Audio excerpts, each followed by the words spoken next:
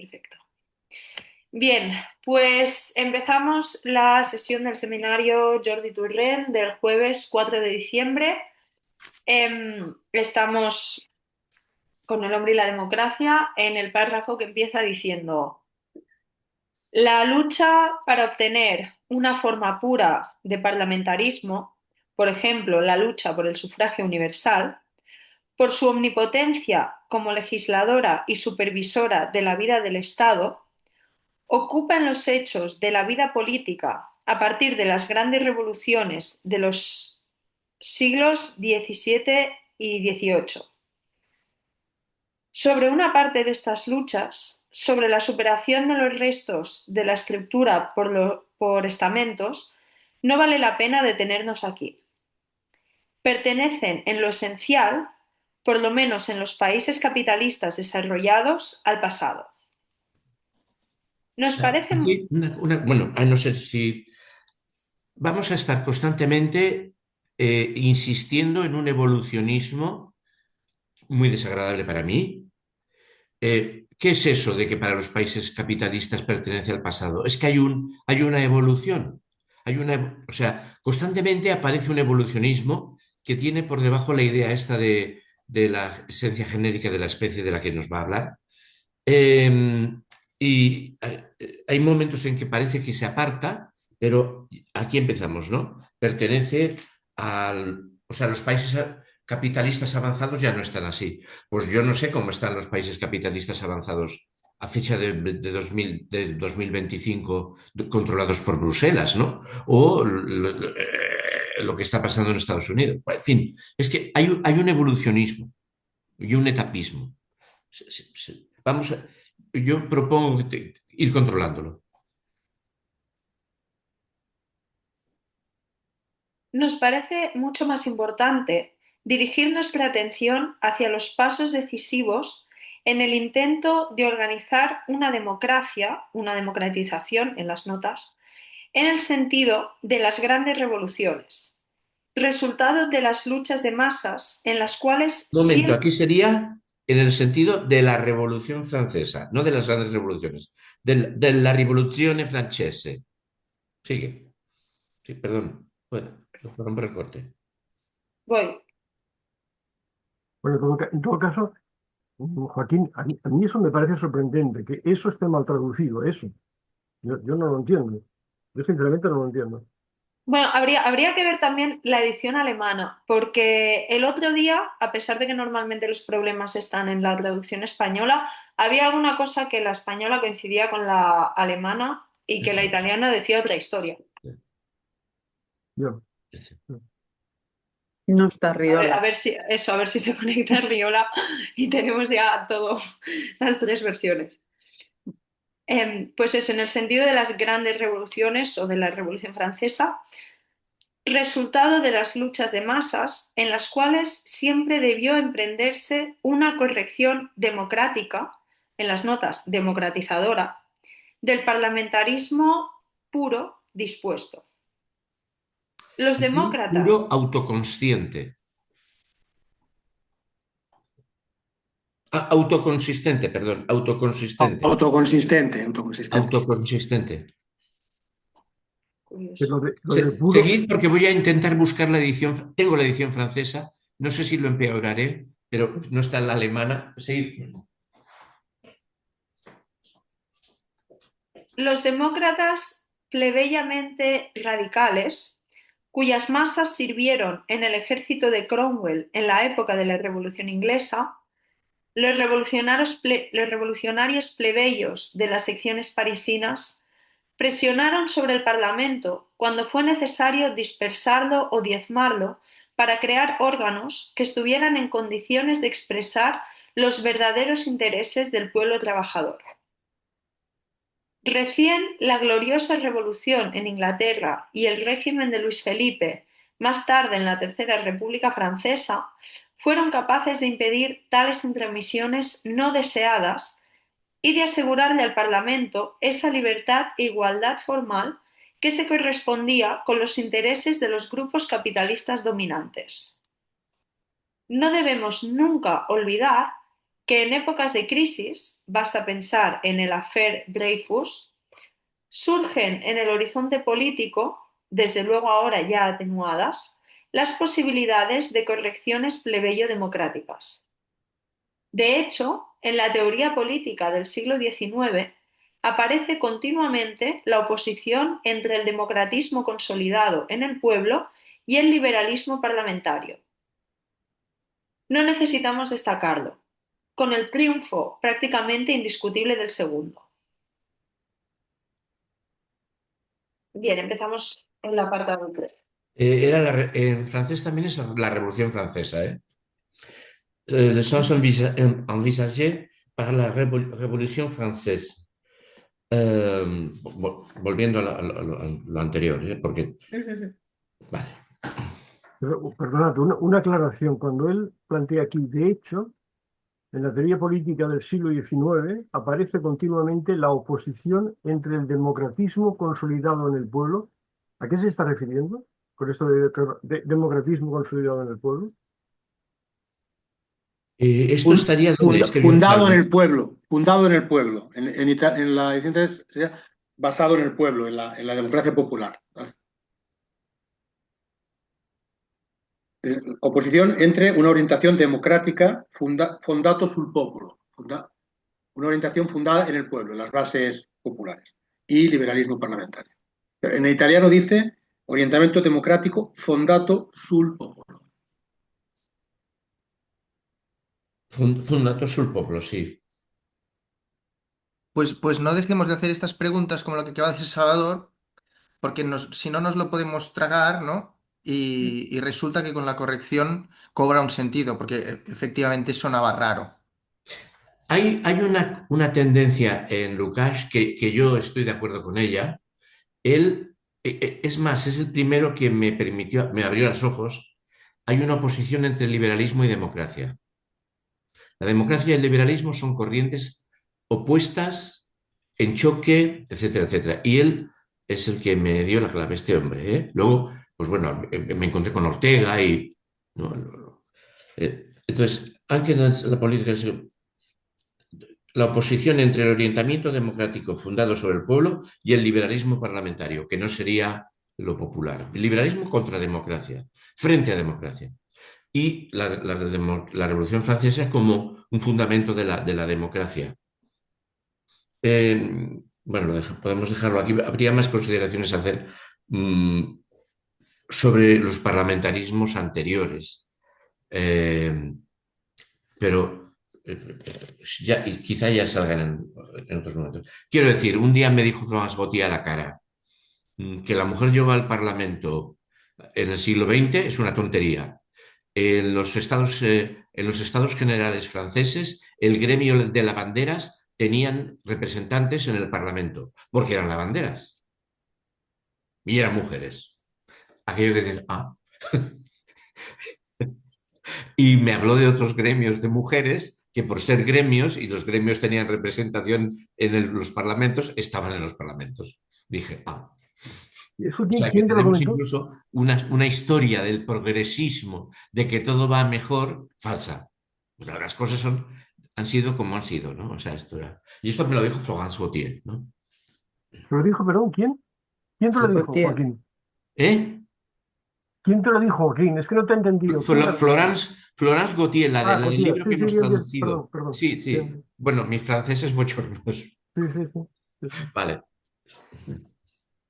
En todo caso, la distinción, sin quitar méritos a Lukács, la distinción entre liberalismo y democracia no es una aportación de Lukács, ¿no? Es decir, que otros autores han hablado de eso. Me refiero que... Sí, sí, sí, sí. Bueno, yo me refiero a que me di cuenta con él.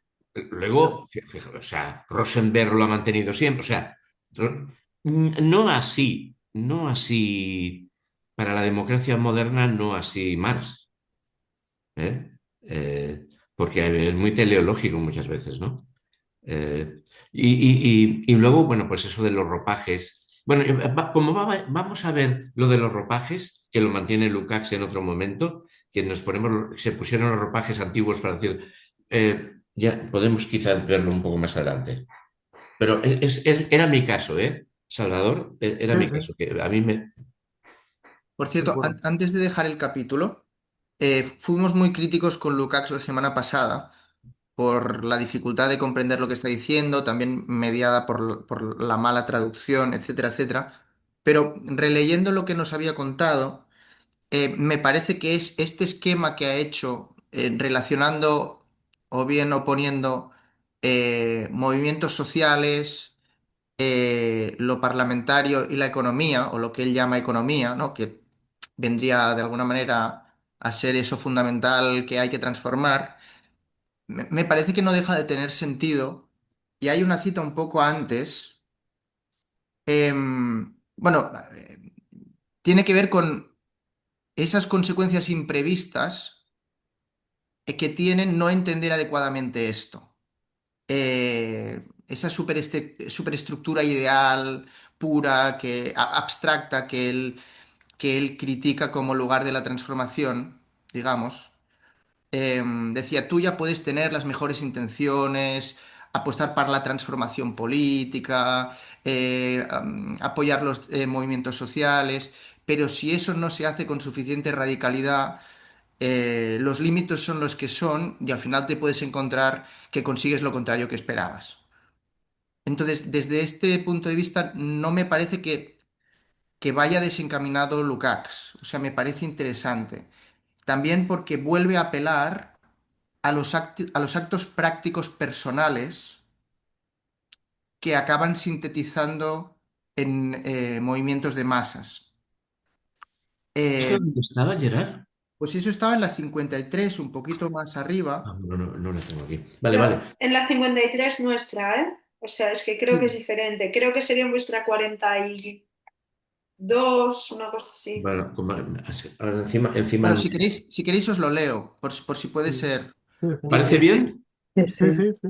sí, dice, sí. para nosotros importa que los movimientos sociales tengan suficiente fuerza como para provocar modificaciones en la base económica, para incidir sobre su relación dinámica estructural con la superestructura ideal.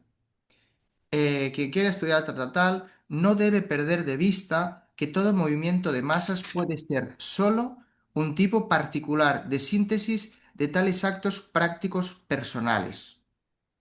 Entonces, dice más abajo que, por contradictorio que aparente ser el aspecto lógico-formal o noseológico, estas cosas que dice él, la actuación social en los términos más puros posibles del idealismo de la superestructura es el medio más eficaz para posibilitar la realización sin dificultades de las tendencias materiales egoístas en la vida social.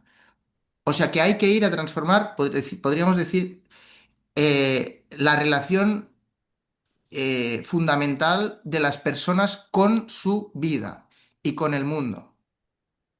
Entonces, en este sentido, me parece que puede tener sentido lo que ha estado haciendo y que no va desencaminado, en realidad. Vale. Pero bueno, solo porque lo había releído y pensé, mira, quizás esto no lo destacamos lo suficiente y nos dedicamos a criticar lo que, por otro lado, pues hay de criticable.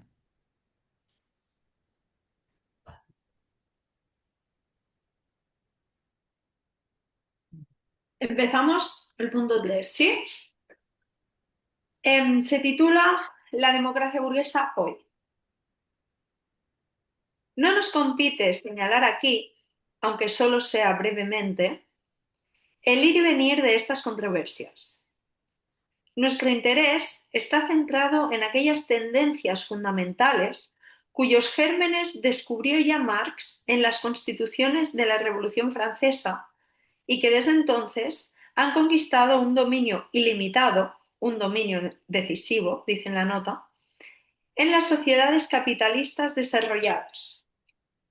Lo que hoy se acostumbra a llamar libertad es el resultado del, por lo menos en la superficie, triunfo indiscutible de las fuerzas internas del capitalismo.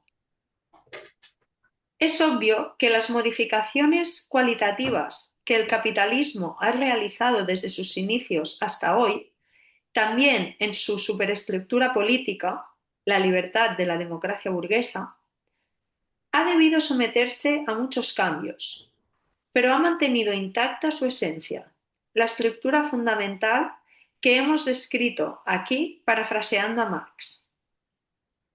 Se puede y se debe decir que en el transcurso de ese desarrollo, el carácter fundamental que determinó su naturaleza, su propia vida interna, se ha realizado con mayor claridad y pureza de lo que fue posible en los inicios revolucionarios llenos de ilusiones. Cuando hoy hablamos de la democracia burguesa, de la libertad realizada en ella, debemos basarnos en aquellos contenidos y formas que específicamente caracterizan al capitalismo actual. Un político o teórico de la política en el plano ideológico abstracto puede querer imaginar que crea alguna libertad pasada representada utópicamente para el futuro. A ver. Vuelvo a leer. Sí. ¿Quieres que vuelva a Pues te leer, diré, Joaquín? puede también imaginarse llamar invita y traer a la vida cualquier Crear, libertad. crear, sí. ¿Eh? La traducción de los traductores de Google es que llamar invita, mayoritariamente es crear. Crear, Crear, sí. traer a la vida, crear, Sí, sí, que llamar invita es crear. Dar vida, dar vida. dar Llamar a vida. la vida, hacer que viva, crear. Una cualquier libertad o por una libertad utopísticamente acomodada. Sería imaginario todo esto, ¿no? Está haciendo una crítica de lo imaginario, ¿no? Un político o teórico de la política, de orientamiento ideológico abstracto, podría traer a la vida, imaginarse traer a la vida cualquier libertad pasada o para el futuro una libertad acomodada utópicamente, ¿no? Sí, sí, eso sí. Bueno, y de nuevo contraponiendo este ámbito superestructural al de lo económico. Nos va a decir más abajo. Dice, ya puede este señor idear, pensar, imaginar una alternativa radical, pero las condiciones son las que son y esto no se va a lograr. Bueno, ahora más abajo sigue. Vamos a ver, sí. Sus esfuerzos tienen algunas consecuencias reales, prácticas. Hoy solo pueden apoyarse consecuentemente con la economía capitalista actual en la democracia adecuada a esta última. Esto se refiere, sobre todo, a aquellos ideólogos que distinguen en la democracia burguesa una auténtica alternativa respecto al socialismo actual. Sus sueños pueden ir desde Cincinnato hasta Rousseau, desde Cromwell hasta Robespierre, que en realidad hoy solo es posible una democracia, una democratización burguesa a lo Nixon o a lo Strauss. Sobre las consecuencias necesarias de tales pseudoalternativas, hoy muy difundidas, volveremos más adelante. Aquí solo queremos aludir brevemente a la absoluta prioridad ontológica de la actualidad frente a un pasado, por más deseable y atrayente que éste sea. Un segundo, perdona. Cuando él habla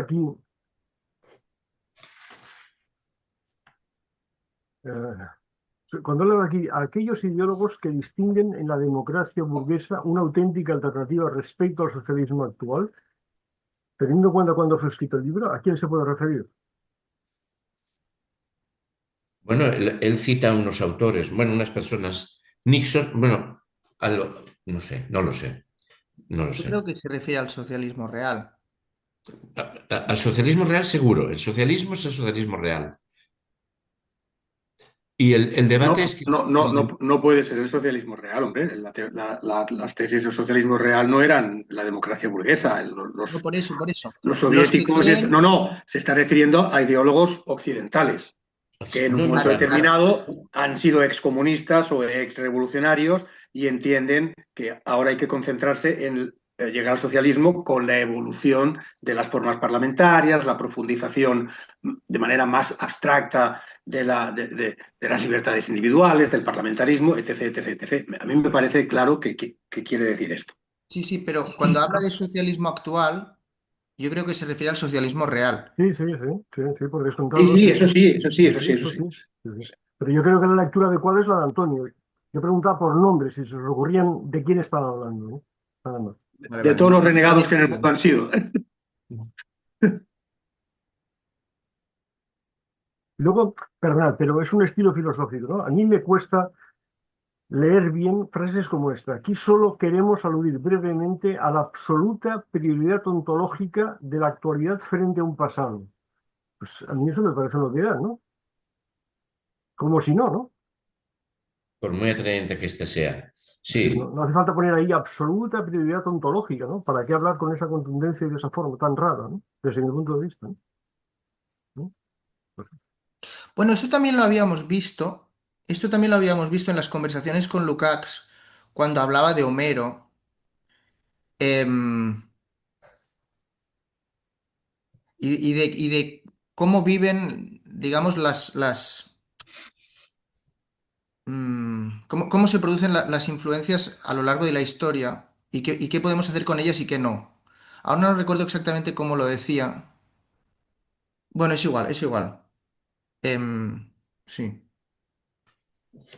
no, yo, Gerard, solamente me refería a la forma de escribir, ¿no? Para decir, digamos, que lo actual tiene prioridad frente al pasado. Para eso no es necesario utilizar términos como absoluta prioridad ontológica de la actualidad frente a un pasado. Me parece. Ya está. Simplemente. Nada más. Sigamos, ¿eh? Por mí no, ya está. La democracia de hoy, actual culminación de un desarrollo de siglos, es la democracia de un imperialismo manipulador en cuyo dominio se reina mediante la manipulación.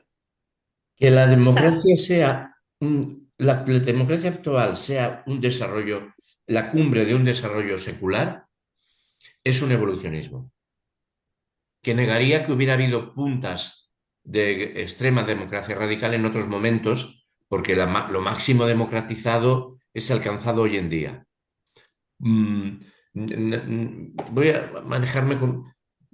Pues a lo mejor lo que propuso Espartaco era más radical. Pues a lo mejor lo que dice Aristóteles que proponían los pobres era más radical. O sea, tanto Aristóteles como Platón considera que para radical el horror que proponían los pobres que se llamaba democracia. Mataban a unos de los ricos, a otros los echaban, echaban manos de la riqueza. Bueno, Pero no entiendo. Yo creo que no entiendo lo que querías decir. Yo creo que está diciendo simplemente que la democracia actual, la democracia occidental actual, en la época en que escribe, que no es democracia ni es leches. Es una forma política que adopta el imperialismo manipulador. vale, pero mira lo que pone entre la Yo, actual yo creo que lo que Es discute Joaquín continuación es de un lo desarrollo siguiente. secular, pero ese secular. desarrollo secular puede ser desde que existe el capitalismo. Yo creo que se está refiriendo, Yo también. por todo el Bueno, puede contexto ser. previo, a la aparición de la democracia parlamentaria liberal. Bueno, al menos yo lo sobreentiendo Yo así. también lo he leído así, en esa Yo clave, al como menos lo Antonio. sobreentiendo así. Yo Pero también lo he yo creo leído. que Joaquín la crítica que No me hace es parece, digamos, que se esté refiriendo a que hay una evolución desde la democracia ateniense que da en la democracia parlamentaria liberal. Yo creo que no está diciendo eso. No me parece por el contexto pero Pero vaya. Antonio, me parece que Joaquín, donde pone su crítica, ¿Sí? ¿no? Es en el Habla de guión, cuando evolución. dice actual Sí, sí, sí, culminación de sí. un desarrollo de siglos. Yo creo que pone Sí, el acento ahí, en ese punto, me parece. sí, pero claro, es que siglos, 2 siglos, 3 siglos, desde que se considere que existe el capitalismo o las revoluciones consideradas según la cronología que maneje cada uno. Yo creo, yo creo, pero lo creo por el contexto. No me parece que esté diciendo No, eh, que esto viene desde, o sea, que es un desarrollo, una ley, que tal, a mí no me parece, por lo leído hasta ahora, no por el. me parece que lo está circunscribiendo claramente a lo que pasa después de la Revolución Francesa. O sea, a la victoria del capitalismo y a las formas que éste da a lo que llama democracia o a lo que se apropia con el nombre de democracia. Creo que sí, creo. Puede ser, sí, sí. No lo sé. No lo sé, sí, sí. Claro, es que el debate que estaba teniendo es Es liberalismo esto, contra democracia. sí. Y recordemos que él lo que va a decir es que no existe la democracia, sino la democratización. Y que estamos en un momento de democratización capitalista. Entonces, claro, lo que entiendo que va a decir es que la democracia de hoy, en el sentido que nosotros le damos al término, no es una democracia. No es democracia. Sí, además eso es lo que afirma, ¿no? Es lo que vamos a leer, que Vamos a ver. la crítica que él hace a ese tipo de democracia.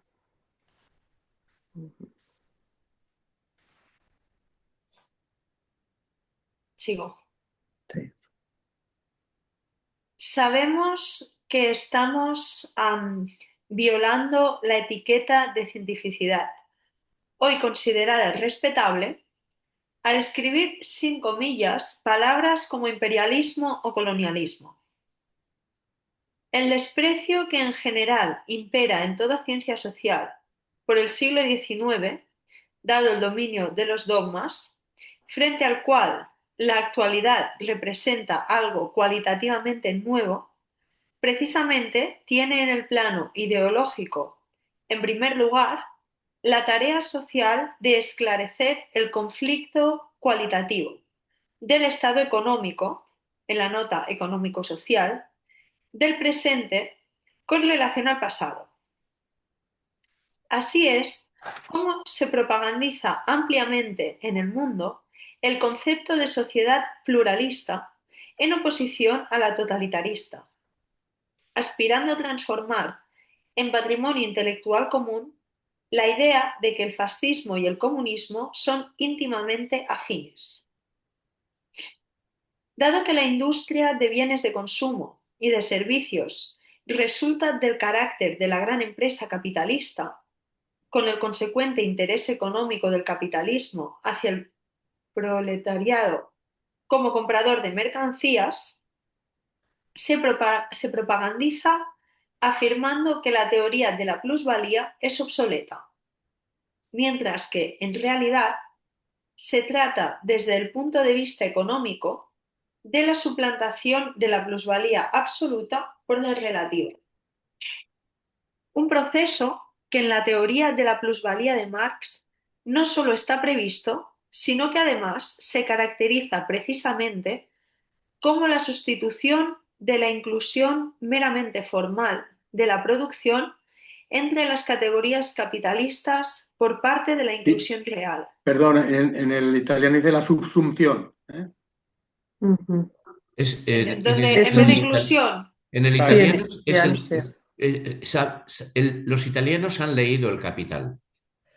De Cosa la que parece subsunción meramente formal de la producción bajo eh, categorías capitalistas a la subsunción real. real. O Sí, sea, de la subsunción formal a la subsunción real del trabajo al capital, que es capítulo 13 de el primer tomo del Capital. O sea,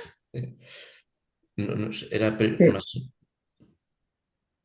Yo aquí veo en algún momento una crítica clara a la idea de Hannah Arendt, ¿no? Es decir, sobre los totalitarismos, ¿no? Es decir, está claro que sí. Del párrafo que hemos leído, cosas que a mí me sorprenden, ¿eh? Pero que no sabría decir más, me sorprenden nada más. Por ejemplo, sabemos que estamos violando la etiqueta de la cientificidad, hoy considerada respetable, al escribir sin comillas palabras como imperialismo o colonialismo. No lo sé, sinceramente, no veo por qué dice que está violando la etiqueta de la cientificidad, ¿no? Luego dice, el desprecio que en general impera en toda ciencia social por el siglo XIX, dado el dominio de los dogmas, pues tampoco lo sé. No sé a qué ciencia social se refiere. Y no sé si eso se puede afirmar, lo que él afirma. No lo sé, lo ignoro. Bueno, y no me extiendo más.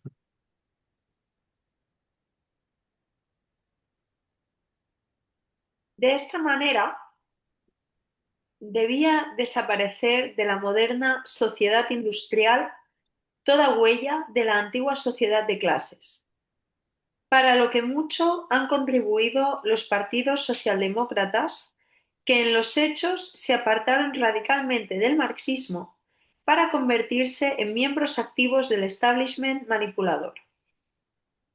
¿Qué rol jugó en esto la teoría y la práctica comunista, estalinista y postestalinista? Lo discutiremos más adelante. En todo caso, destaquemos que en todas partes los sindicatos están a la izquierda de los partidos socialdemócratas y que las huelgas revelan que no renunciaron del todo a la lucha de clases en el plano económico. De algún modo, la liberación de las colonias actuales debería indicar una desaparición de todas las huellas de la vieja explotación y opresión. En verdad, la política que se pretende novedosa, que reniega de toda idea de colonización, no es otra cosa en su sustancia real que la continuación de la vieja con medios técnicos nuevos. Continúa sosteniendo las tradiciones de la Warren Hastings, del imperialismo alemán, etc.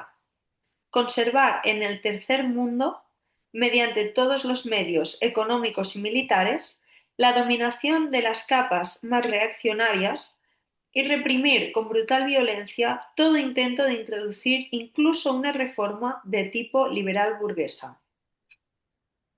Que las formas de dominación que surgieron por esta vía reciban en la propaganda el título de libertad no cambia en nada, como lo muestran los ejemplos de Santo Domingo, Indonesia, Vietnam, etc., la continuidad a nivel social imperialista. Indonesia dice ahí. A Sí. nosotros nos pone Indochina, pero seguramente sea Indonesia el caso.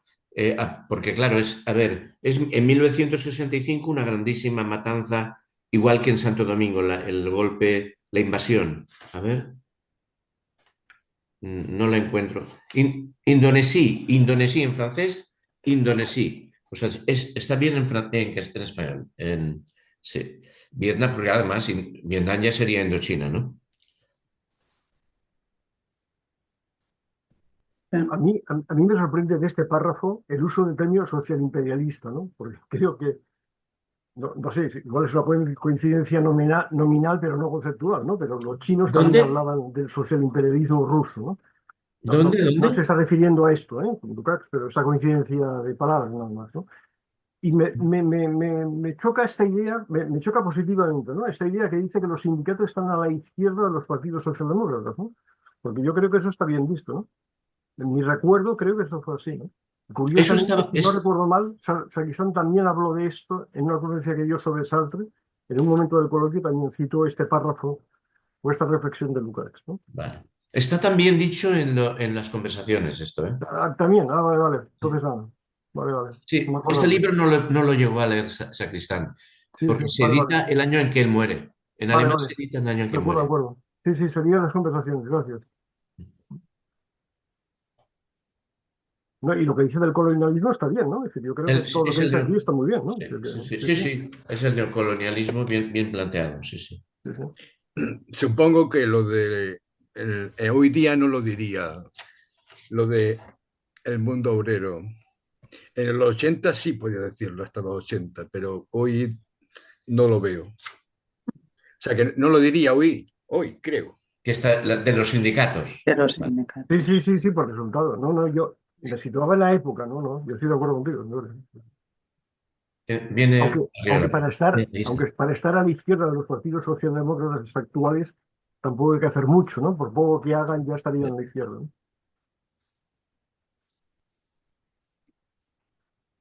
¿Sigo? Sí. Perdón, una cosa.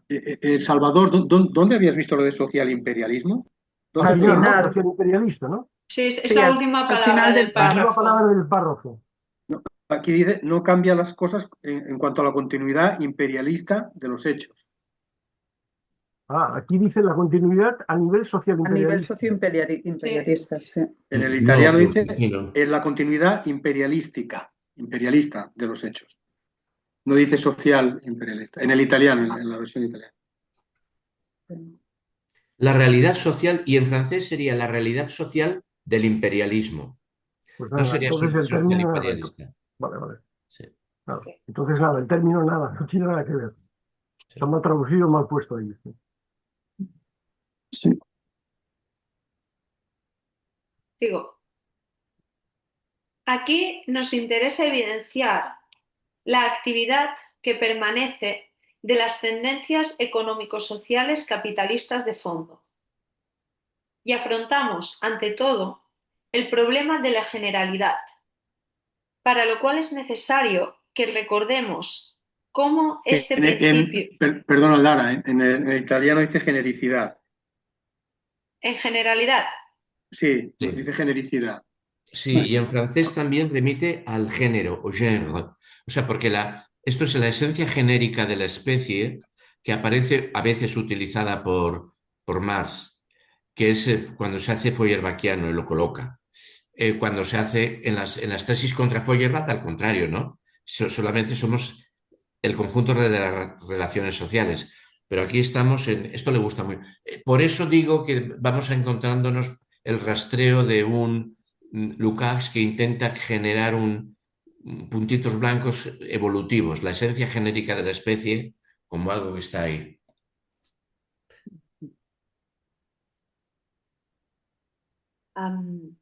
pues eso, el problema de la generalidad o genericidad, Sí. para lo cual es necesario que recordemos cómo este principio del desarrollo humano-social asume en la lucha de clases fundamentada en el capitalismo una nueva forma, más progresista en comparación con las sociedades anteriores. Aquí dice evolución, que es todavía más gordo. Donde vosotros tenéis progreso, aquí dice, en el italiano dice evoluzione, de la evolución. O sea, estamos ante un evolucionismo eh, que está en su ontología.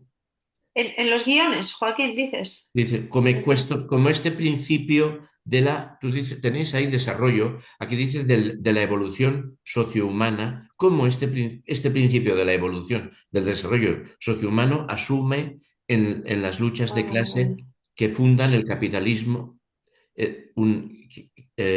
una forma nueva. vale. Marx indicaba cómo, en la sociedad burguesa, la vida genérica del hombre Vía es- genérica.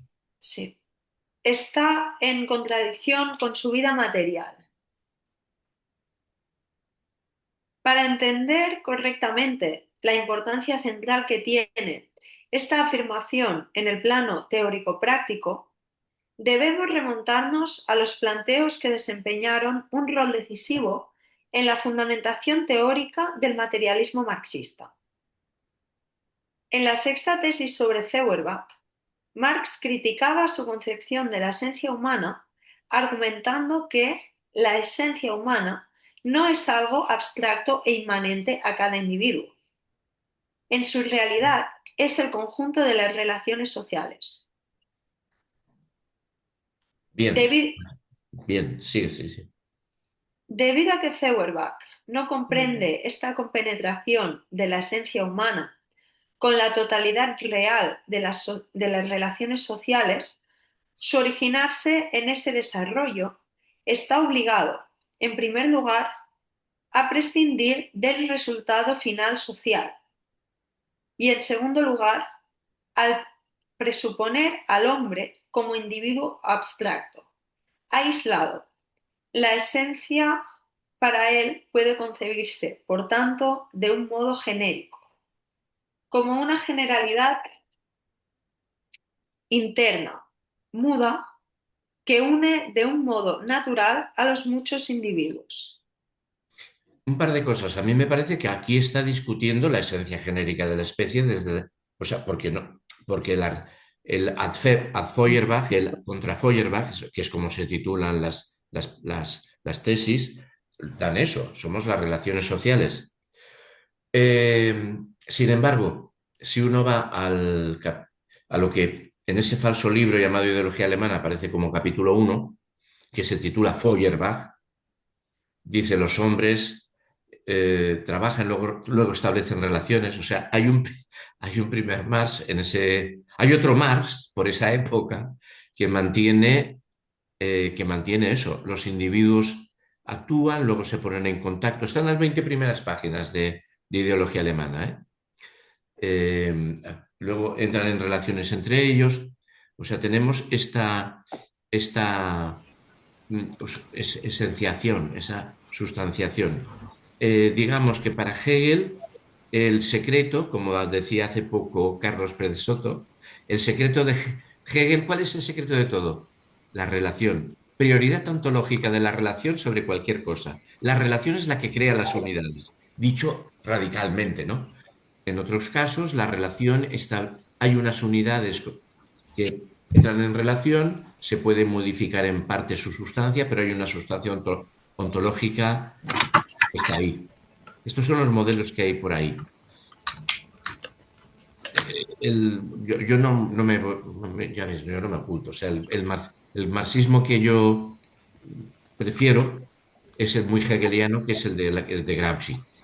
Ahí no hay esencia genérica de la especie y hay desde el principio el comprender que hay un problema gordo. Por eso dice que el hombre es un centro de acumulación nada más, ¿no? Bueno, y aquí al final, de nuevo, generalidad Es, interna sería genericidad interna. Genericidad interna. A ver, ¿dónde? es Bueno, que, justo al final del párrafo. es que no dice, dice una universalidad interna, en italiano. Ah, universalidad. Universalidad, Es un universalidad, universal, sí.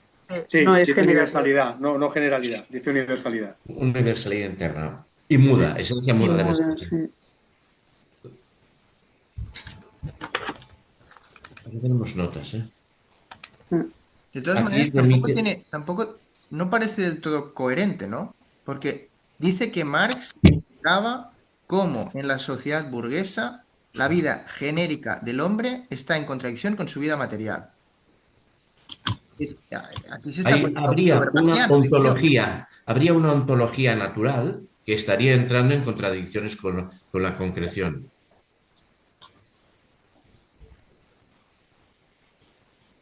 Esto es. ¿Mm? En tesis Feuerbach no es así. En Feuerbach, capítulo 1 de Ideología Alemana, se podría leer así, si se quiere, aunque no llega ni a percatarse de ello. Yo creo que hay más, no llega ni a percatarse de que está operando así. ¿Eh?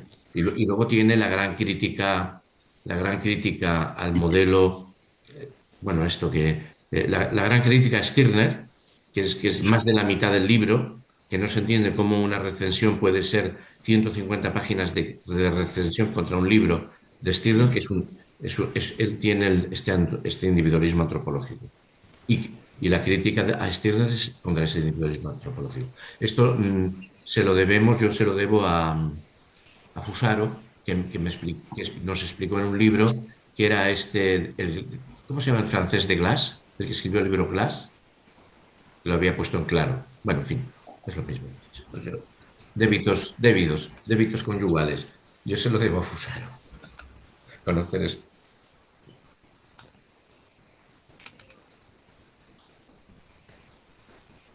Ujú. Venga, sigo.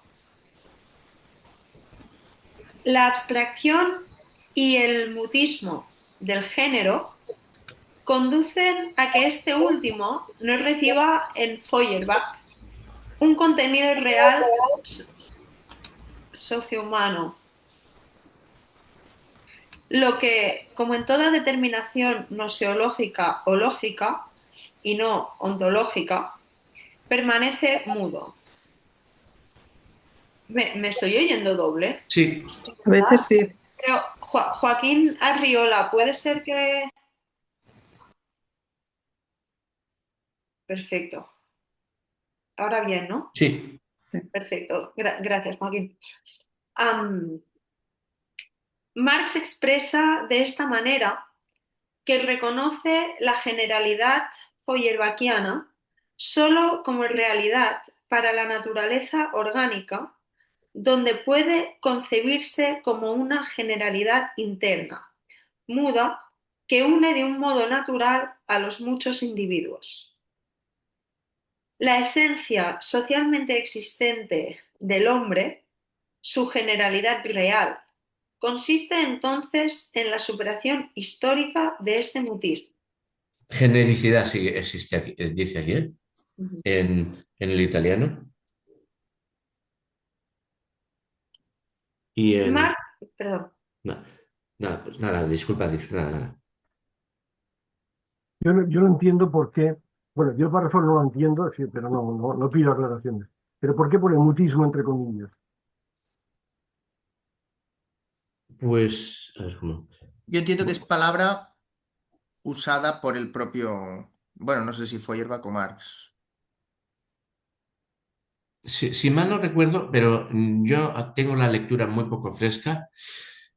en- y eso, a lo mejor, Joaquín, que han leído hace poco. ¿Habéis leído hace poco los manuscritos de París, Joaquín? Quizá esté ahí. El curso pasado, ¿Y está la esencia genérica de la especie ahí? sí está. Vale, Lo que pasa que en los manuscritos todavía contiene un concepto abstracto de el hombre, el hombre, el que es, hombre, exacto, es que es Feuerbach, ¿vale? sí. Que es abstracto y no es hasta la sexta tesis cuando supera la concepción del hombre por la esencia humana. Vale, vale, sí, sí, sí. A ver, si uno... Feuerbach es muy bonito, es muy bonito. Le pasa lo mismo que a Fichte, es muy bonito. Feuerbach es muy cálido, muy bonito, tiene unos escritos muy cortos, el más largo es La esencia del cristianismo, pero el de la filosofía futura es muy bonito. Yo recomiendo a mucha gente, a todo el mundo que lo lea, porque tampoco, y es muy corto. Pero si uno lee a Feuerbach, inmediatamente detecta cuando en Marx está Hegel y cuando en Marx está Feuerbach. Y esto está a mansalva Feuerbacheado.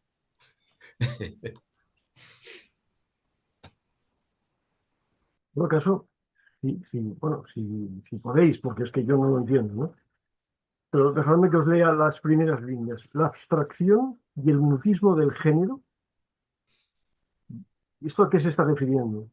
Conducen a que este último, el género, pero el género no sé a qué refiere, no reciba en Feuerbach un contenido real sociohumano, lo que, guión, como en toda determinación noseológica o lógica y no ontológica, permanece mudo.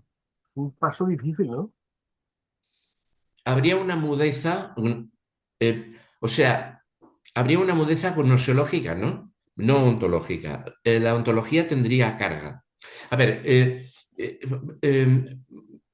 el debate yo lo plantearía ahora por oposición, porque este señor lo sabe y por eso yo creo que trae para acá y para allá, procede de Hegel. Hegel dice que el ser humano es un ser que es una nada intersubjetiva. Entonces, jajaja, un ser que es una nada. Está debatiendo con Aristóteles, que para Aristóteles todo ente tiene un oros, o sea, una definición, y la definición está constituida por las determinaciones en el latín escolástico. Hay una definitio caracterizada por unas determinaciones. Y entonces Hegel dice, don Aristóteles, y si hubiera un ser como el ser humano, que tiene una definición cuya determinación es ser no determinado, entonces en Hegel no hay en absoluto mudeza, no hay nada. Somos el autoponernos, somos el existente. ¿Eh? Y todo esto de mudeza, pero de un género, es poner una sustancia. Si se quiere ponerse finamente, muy delgadito, pero en Aristóteles. En Aristóteles hay una definición.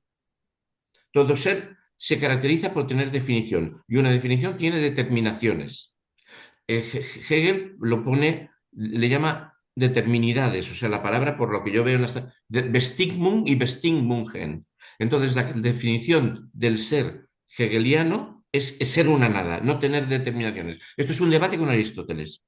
Y Feuerbach diría que hay un ser que tiene una esencia determinada, pero muy delgadita, muda, pero que si tiene voz va en una serie. La voz le sale en una dirección. ¿Entendéis? Bueno, a lo mejor incluso lo lío más y o no tiene ningún interés lo que he dicho de Hegel. Pero esta sería, bueno, en realidad esta sería la interpretación que a mí me gusta. Y sería la de Gramsci, ¿no? El hombre, un centro de anudación, nada más un centro de anudación con los demás hombres, ¿no? Que es la tesis sexta de Feuerbach, que es la tesis sexta de Feuerbach. No somos sino el conjunto de relaciones, ¿no? Entonces, ahí no cabe ni mudo ni no mudo, genericidad ninguna, porque una genericidad muda, si le damos la voz, saca algo de ella. Bueno, A mí, sinceramente, Joaquín, a mí ¿eh? entender al ser humano, porque creo que estamos hablando de seres humanos, ¿no? Del ser humano no hay otro que Como sea un así. conjunto de relaciones sociales y entenderlo Sí, solamente así, yo sí. lo encuentro inconcebible. ¿No? Porque el ser Porque humano la praxis, es un ser que respira, es un ser, digamos, yo qué sé, que nace, no sé, traducirlo pero, simplemente a un pero conjunto de disculpa, relaciones sociales. pero disculpa, Salvador, en eso no es la especificidad de nuestra definición. Un elefante es un ser que respira, una mosca es un ser que respira. Definamos al ser humano. Ah, bueno, bien, bien, vale, ¿No? sí, O sí, sea, sí, sí, entonces habría que decir que es un ser práctico, o sea, relaciones prácticas, bien, bien, no sí, sí. existen. Y que estas relaciones generan la interioridad y no solo o sea, la antropología y no solo la objetividad. Que este es Pero eso, Joaquín, no sería definirlo, eso sería marcar la especificidad del ser humano. la El ser plasticidad, humano perdón, sí. respecto a es diferente en lo siguiente, A, B, C, estoy bien de acuerdo, yo estoy de acuerdo con eso. Pero no es solo eso.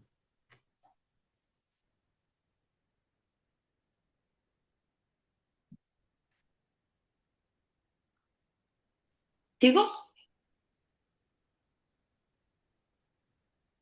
Marx aquí pudo darse por satisfecho con esta contraposición aforística.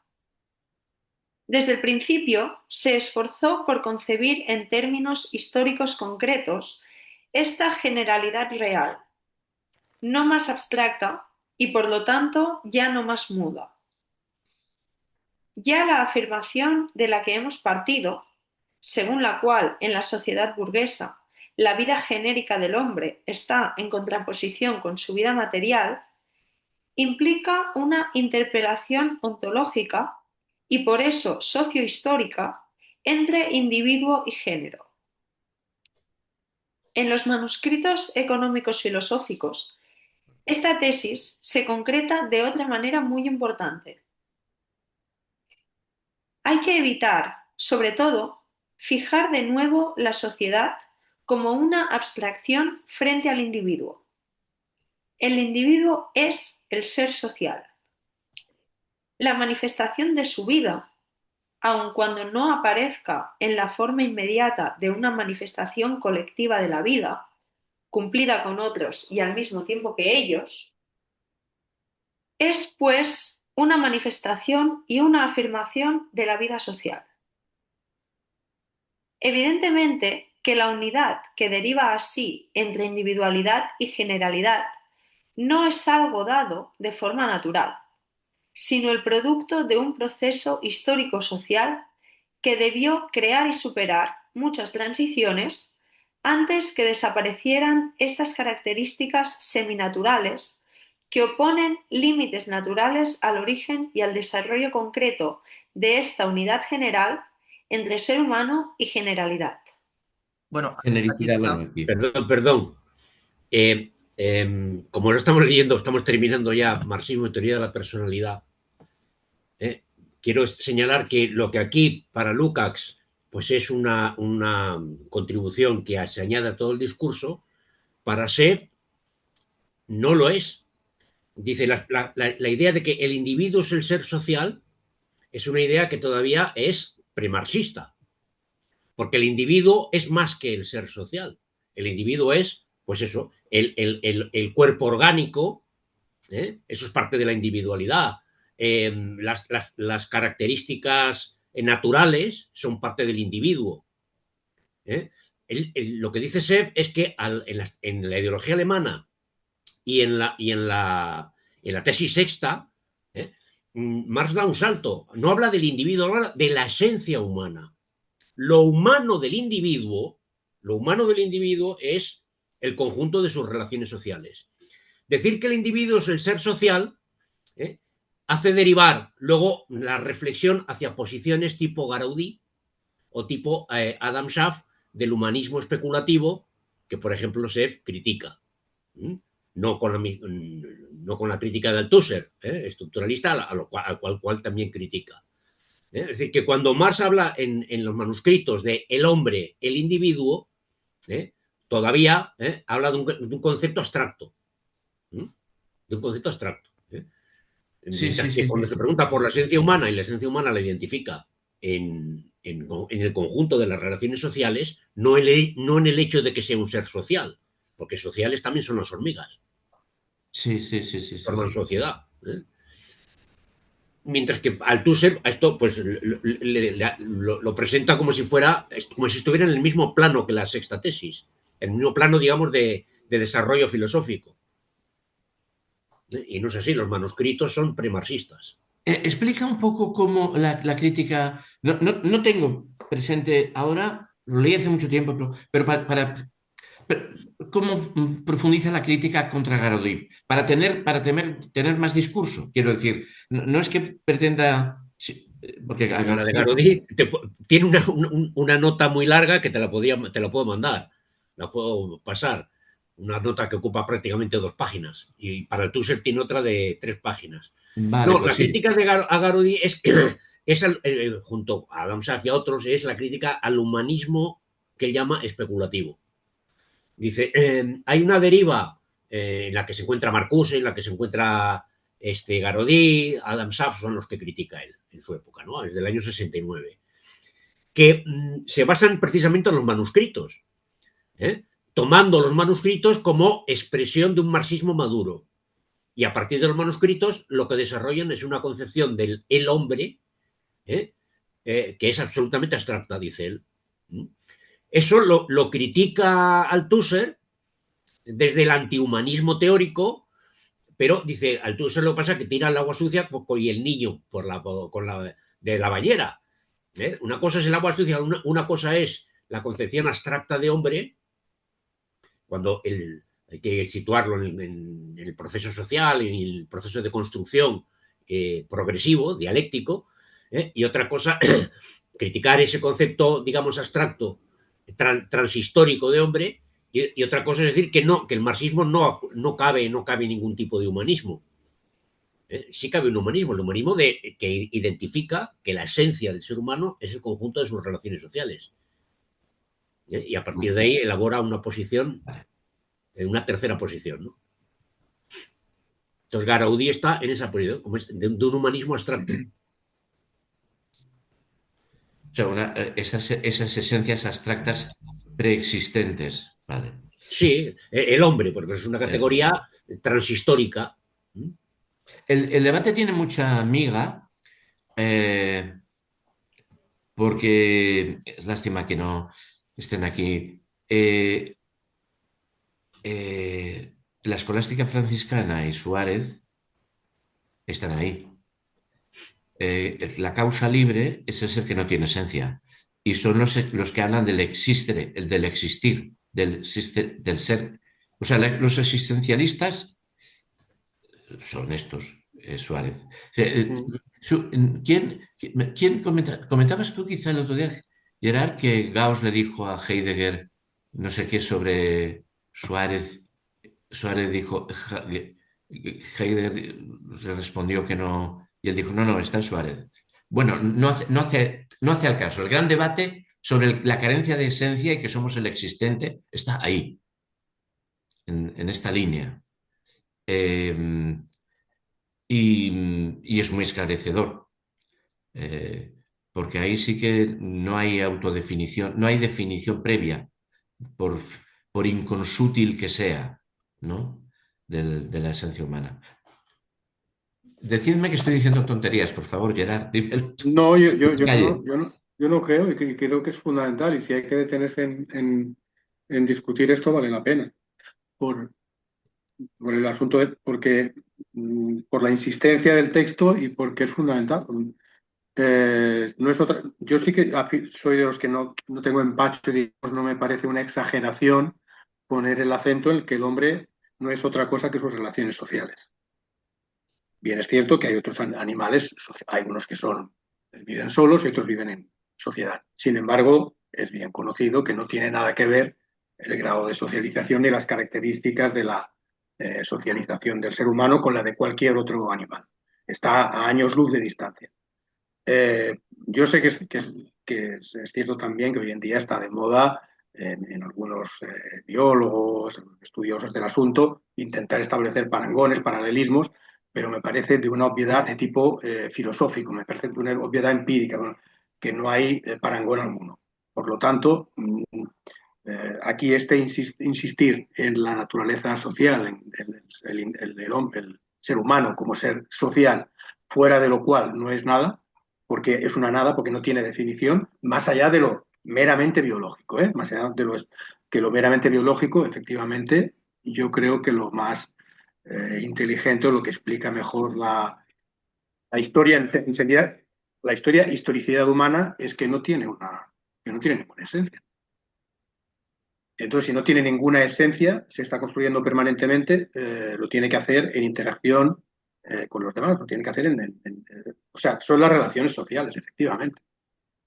Igual que o sea, ese aserto de la comunidad tiene prioridad ontológica sobre el individuo. No existirían además individualidades ni singularidades sin la existencia previa de una comunidad que socialice al hombre y que le dé las herramientas que solo la comunidad, que solo las relaciones sociales pueden haber generado. Si no es sobre esa base, ya sabemos lo que pasa con el ser humano. Se muere, es mudo, no aprende el lenguaje, no lo tiene dentro, etc, etc, etc. Entonces, no sé si a lo mejor es que yo quiero entender que lo que está afirmando aquí o donde quiere poner el acento es ese, porque es lo que yo pienso. No sé si estoy dándole un sesgo de lectura a esto, porque es porque me resulta simpático o creo que va en esa línea, pero yo diría esto, ¿eh? No sé. Pero Sí, Lukács sigue aquí mezclando lo que no se puede mezclar.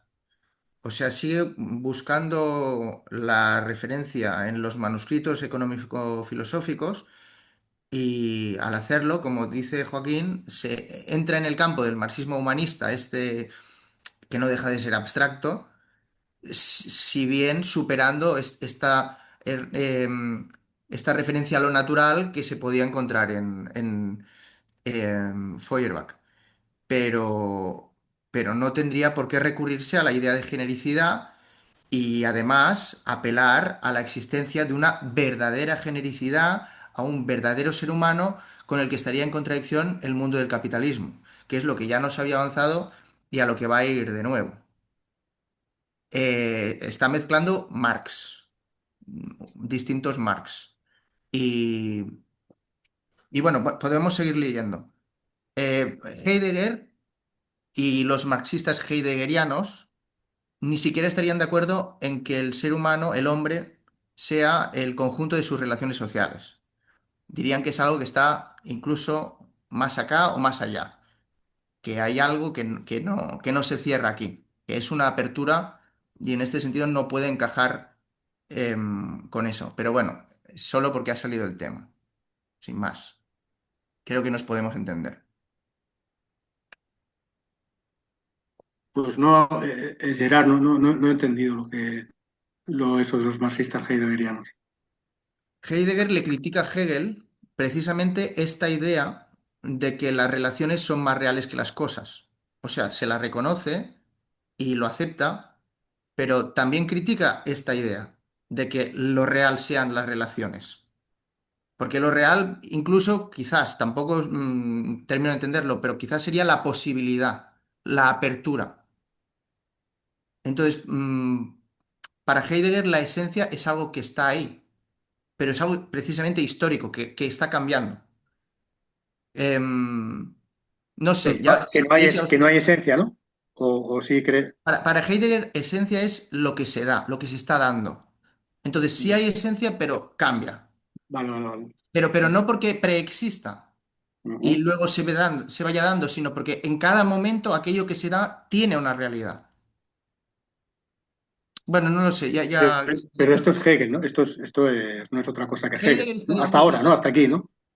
Heidegger estaría muy cerca de Hegel en el sentido que él acepta que el ser es una nada. El problema es que ni siquiera puede decirse eso, porque no sabemos verdaderamente lo que es el ser, porque el ser está constantemente siendo. Entonces podemos desde cada presente, podemos mirar a ese ser que somos, pero no cerrarlo. En fin. A mí me cuesta mucho entender los planteamientos de Heidegger, por lo tanto no puedo decir nada, no digo nada, ¿no? Pero cuando decimos que no existe la esencia humana, si decimos eso, creo que lo decimos, ¿no? Estamos diciendo eso, ¿no? Para Heidegger sí existe la esencia humana, pero no es algo abstracto, es algo que constantemente es. ¿Esto para quién? Es la Para esencia como Heidegger, ¿no? lo No, que no, está siendo. hablas de Heidegger. Pero Sí. no me meto en Heidegger, pero no meter la pata. Intento hablar de Marx, ¿no? Que Cuando decimos que el ser humano no tiene esencia humana, lo que estamos diciendo con el término esencia, ¿qué es? Lo definitorio del ser humano, porque esencia creo que significa eso, lo más característico, lo más singular de ese ente del que estamos hablando, ¿no? Eso sería la esencia de un ente, del ser humano, de quien sea, ¿no? Entonces, el argumento que creo que se utiliza para decir que no hay esencia humana es que el ente humano o el ser humano, no sé cómo decirlo, es un ser histórico que va cambiando, que va variando, etcétera, etcétera, ¿no? Creo que ese es el argumento, ¿no? Yo no veo que sea un argumento definitivo. Es decir, que uno puede admitir eso, es decir, que el ser humano es un ser histórico, que cambia, que se va construyendo, que se va haciendo, que se va creando, pero no tiene por qué negar que haya algo definitorio del ser humano o algo que puede cambiarse, pero no sé, si uno dice que el ser humano es un animal racional que fabrica instrumentos, bueno, pues yo creo que es una aproximación a algo que nos caracteriza. De ahí no se infiere que no podamos cambiar, no se infiere que no podamos construirnos con amplitud, ¿no? Pero esa forma de acercarse a la especificidad del ser humano, si lo que pretendemos con la búsqueda de la esencia humana es eso, yo no veo ningún disparate en eso. Me refiero a que uno puede pensar que el ser humano es eso, o como sea, o decir, otra posible definición, sin negar, sin negar al mismo tiempo que somos seres en construcción, que nos vamos creando, que somos seres históricos, que no somos inmutables, patatín, patatán, patatán. No sé si Eh, me explico, lío la cosa. Pasa que, o sea, que en esa definición concreta que tú propones, la racionalidad aparece como un ex ante, para los demás sería algo generado a través de su propia autoproducción. Un animal racional, eh, eh, la razón en el prehomínido no existía. Lo que llamamos razón no existe. Ni en los animales, aunque a veces hacemos proyecciones, ¿no? Ese animal se está comportando con mucha racionalidad, ¿no? La razón es otro elemento histórico aparecido en nosotros que empezó a ser que antes no había, no era. Bueno, admitamos eso, sí, de acuerdo, sí, bien, admitamos eso, sí, sí, sí, sí, sí, admitamos que tiene una fecha de surgimiento o fechas de surgimiento, sí, sí, de acuerdo, sí, sí. No pienso que eso invalide bueno, mi argumento, no lo sé. Perdón, y ya termino, ¿eh? Solo para quizás explicar por qué razón me parece interesante eso. Cuando Heidegger dice estas cosas, me parece que tiene sentido precisamente para separarnos de esta idea de Lukács, que Lukács acaba diciendo que lo verdadero es eso que se opone al capitalismo. Heidegger diría, no, el mundo humano actual es capitalista. En esencia, está siendo capitalista y no podemos salir de aquí apelando a una a nada abstracta a la que debemos tirar. Precisamente debemos sabernos el mundo que somos y saber también que constantemente estamos relacionándonos con él y podemos salir de él. Pero apelar a una verdadera realidad humana que está segando el capitalismo, como hace Lukács o también hace Agnes Heller por esta época, con las necesidades radicales, todo eso, creo que es intentar jugar sin querer reconocer esto. ¿Cuál es realmente el tipo de vinculación con el mundo existencial que tiene el conjunto, o podríamos decir la gente hoy? Porque a veces nos separamos de la gente y nosotros nos constituimos como un grupo separado de los enajenados, etcétera, etcétera.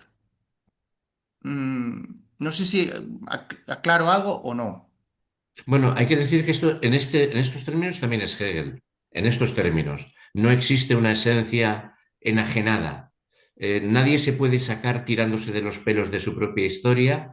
Es la propia historicidad la que produce todas las capacidades y todas las frustraciones. No existe un modelo de capacidades que venga de antes y vaya para atrás y vaya para el futuro. Somos el ser que está siendo. Bueno, decir esencia. Lo que pasa es que usamos mal las palabras, pero esencia es un participio presente. Esencia se opone a ser.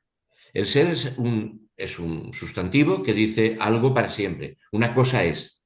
Un ser, de una entidad decir que es un esente es que no es más que lo que está haciendo mientras lo está haciendo. Los amantes, los eficientes, los... por eso la escolástica tira de esta que no pretende poner un fundamento. O sea, Santo Tomás pone un fundamento al ser humano. Pues todos estos otros dicen que es el ser que está siendo, porque por voluntad divina no tiene fundamento.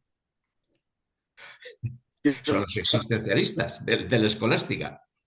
Hegel es un existencialista.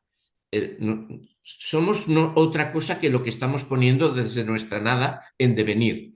Y bueno, en todo caso, yo tengo pendiente verla. Sé que Heidegger le dice que eso no tiene suficiente radicalidad. No tengo capacidad para. Todavía no he. Pero estaría en esta línea. Por algo le llaman el existencialista a Heidegger. O sea, un existencialista no es un señor que llora por la vida, sino que dice que no somos más que el ser que está siendo, ¿no? Es que somos el deviniente. Pero Joaquín, admitiendo eso que dices, o admitiendo eso que dices, que dice Heidegger, ¿no? Somos el ser que está siendo, ¿no? Es lo que decimos. Sí. A mí lo que se me ocurre decir es que no todos somos del mismo modo, ¿no? Es decir, que los seres humanos, digamos, admitiendo eso que dices, no somos un átomo repetido 8.000 millones de Sí. veces, ¿no? Es decir, somos Sí. seres diferentes y yo no veo problema en admitir la penetración del capitalismo en nuestras vidas, el estar dentro de este engranaje, que nuestro ser está construido y admitido todo esto con la máxima realidad y sin soñar. Todo eso estoy de acuerdo. Pero también yo creo que es razonable admitir que no todos los seres humanos, es decir, interiorizan eso de la misma forma, ¿no? Y hay seres humanos, digamos, que pues esas manipulaciones o el término que queramos utilizar del capitalismo, pues lo interiorizan de formas distintas, con más o menos profundidad, con menos profundidad, con más espíritu crítico, con menos espíritu crítico. Yo no veo dificultades en admitir que hay seres que viven esa manipulación de una forma menos intensa y por lo tanto están menos manipulados. No hablo de mí, ¿eh? Es decir, estoy No, diciendo por lo yo general, creo no sé, que no. el elemento iría por otro lado, porque si hubiera una esencia muda o mudita o un poco, tendríamos la salvación ya garantizada. Desarrollar eso. No podemos buscar en nuestro interior esa salvación. Lo terrible es que o intentamos ponernos entre todos a generar una nueva religatio con una nueva eticidad, eh, y, y de ahí saldrá una antropología de la que nosotros, en caso de que eso cuaje, que no sabemos cuál es tampoco, pero no está, si nosotros tuviéramos una esencia, una esencia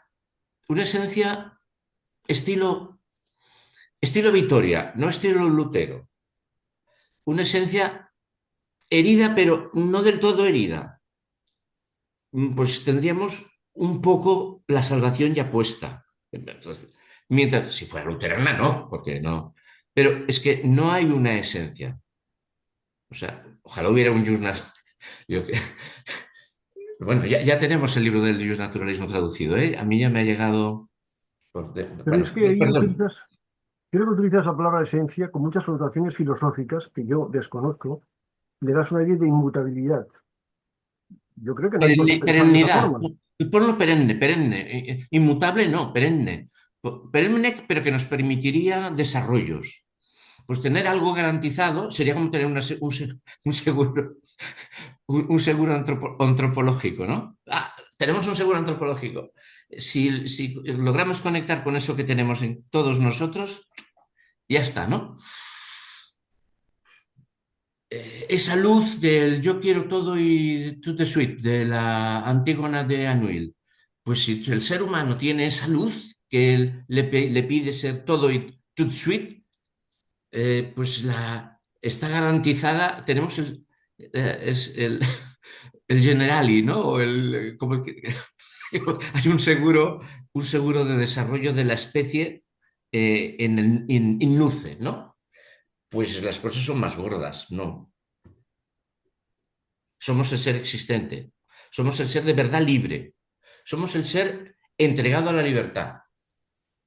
Pero eso te manifiestas, el ser entregado a la libertad, sinceramente, si es pensamiento desiderativo, pues yo lo aplaudo, de acuerdo, sí, sí. Pero yo no veo que eso se corresponda con lo que somos. No somos eso. ¿No Yo somos? no veo que seamos eso. Muchos millones de seres humanos no son seres libres. Sí, seguramente yo tampoco lo soy, pero muchos no pueden serlo. Pero ¿cómo van a serlo si tienen que levantarse a las 4 de la mañana, tienen que ir a trabajar en un lugar donde no les apetece en absoluto, donde les maltratan, donde no sé qué más, donde no donde les inhumaniza? Yo qué sé. Entonces, hablar de seres libres, seres que viven en estas condiciones, Hombre, seres libres. No, no, es que en la interpretación de Marx, la libertad no se alcanza hasta que se supera la prehistoria de la humanidad. bien, bien, ya, ya, sí, Precisamente, sí. precisamente lo que pasa en el capitalismo es que el potencial de libertad, basado en la autoconciencia del propio carácter genérico de los seres humanos, el potencial es muy superior a cualquier otra época histórica. Precisamente el capitalismo lo que hace es mutilar las personas, la capacidad que tienen de ser libres, entre otras cosas, de desarrollarse plenamente como seres humanos, como personas, como colectividad, etcétera. Pero obviamente la libertad no es aquí. Estamos en la prehistoria todavía. En la prehistoria no puede haber libertad plena. Yo creo, perdón, creo que hablamos de ámbitos diferentes, ¿eh? Creo que una cosa es hablar de libertades individuales, en un sentido político moderno o en el sentido que sea, y otra cosa es hablar en el sentido, irnos al terreno de la antropología o la filosofía antropológica, etcétera, y hablar de lo que parece bastante claro, ¿no? Por ejemplo, entre antropólogos, es que, yendo incluso a la prehistoria, no hay nada que determinara, es decir, en la prehistoria había sociedades patriarcales y otras que eran matriarcales. Había sociedades muy pacíficas y había sociedades agresivas y violentas. Estamos hablando del Paleolítico. Eso está estudiado y es conocido. No en la antigüedad, hoy en día. Tribus amazónicas, que es donde queda una masa mayor, ahí creo que son varios centenares de tribus y una variedad de organizaciones sociales asombrosa. Y estamos hablando de sociedades que no han desarrollado ni siquiera la escritura, o sea, que no tienen un desarrollo cultural. Entonces, en ese sentido, yo creo que se puede entender perfectamente cuando se utiliza, es decir, el ser humano nace sin ninguna determinación que le obligue, primero, a que el hombre domine. Por ejemplo, estuve hace unos meses en Madrid, y en el Valle de los Neandertales, y los guías nos explicaban, se da por supuesto siempre que los cazadores eran hombres. Dice, pues no, a veces eran hombres y a veces eran mujeres. Los cazadores eran los más hábiles. Bueno, eso si quieres puede ser una determinación, ¿no? Es decir, pues caza el más hábil, el más dotado, el más fuerte, el más rápido, el que tiene más puntería, lo que fuera. Pero, y otra cosa, por ejemplo, los neandertales ya cada vez más además de que tenemos la posibilidad de tener, de que tenían la posibilidad, somos especies diferentes, depende de cómo se considere, pero sabemos hoy en día que tenemos genes neandertales. Nosotros, los humanos modernos, tenemos genes neandertales. Quiere decir que nos pudimos cruzar con los neandertales, los cromañones, y tener descendencia fértil. Sin embargo, no hay ninguna certeza, por ejemplo, de que el neandertal aunque tiene pensamiento simbólico, de eso hay evidencias, porque pinta, deja sus manos impresas, porque tiene ritos funerarios, es decir, tiene autoconciencia. Mente simbólica en el sentido de autoconciencia. Tiene órganos que le permiten la fonación. Nos decían, sabemos que la voz de un neandertal sonaría exactamente igual que la de un humano moderno, pero no saben si tenían lenguaje. No saben si tenían lenguaje desarrollado. Seguramente que, por supuesto, tenían formas de comunicarse, algún tipo de... Pero no se atreven a decir el neandertal tenía lenguaje. Sin embargo, no solamente tiene el aparato fonador perfectamente capacitado, y además dicen, supongo que sabrán por qué lo dicen, porque tendrán herramientas para estudiarlo, su voz sonaría igual que la nuestra, y por el estudio endocranial, por los estudios de resonancia, estos métodos tan avanzados que hay hoy en día, tenían las zonas del cerebro equivalentes a las del cromañón, que permiten la existencia del lenguaje. O sea que ese grado de indeterminación, si uno va a eso, o sea, si va muy para atrás e intenta encontrar esos estudiosos de lo más antiguo del ser humano, del registro arqueológico, paleontológico, hasta ese grado de determinación se atreven a insinuar, ¿no? De que una especie humana, como el neandertal, que es considerada humana, no necesariamente tenía por qué haber tenido habla. O sea, no tenía un lenguaje articulado, un lenguaje como tenemos los humanos modernos. Entonces yo creo que en ese sentido no es ninguna exageración o tontería decir eso de la ausencia de esencia en ese sentido, ¿no? Otra cosa es que luego características que haya ido desarrollando, que podamos asignarlas como determinaciones o como características del ser humano. Pero hay un grado de indeterminación extraordinario. Pero incluso en esto que digo, ¿no? Sociedades patriarcales, sociedades matriarcales, sociedades que son cazadoras, otras que desarrollan formas de interaccionar con el entorno, desarrollo de, bueno, pues una tribu, en serio, una exposición que hubo hace poco aquí en El Salvador, sobre el Amazonas, fotografías de Salgado. Hay una tribu, pues que se suicidan porque tenía una religión, porque se suicidan, existe actualmente. Jóvenes, porque su religión les dice que hay un más allá, hay un cielo en el que llegas físicamente de la misma forma en que mueres, a la edad en la que mueres.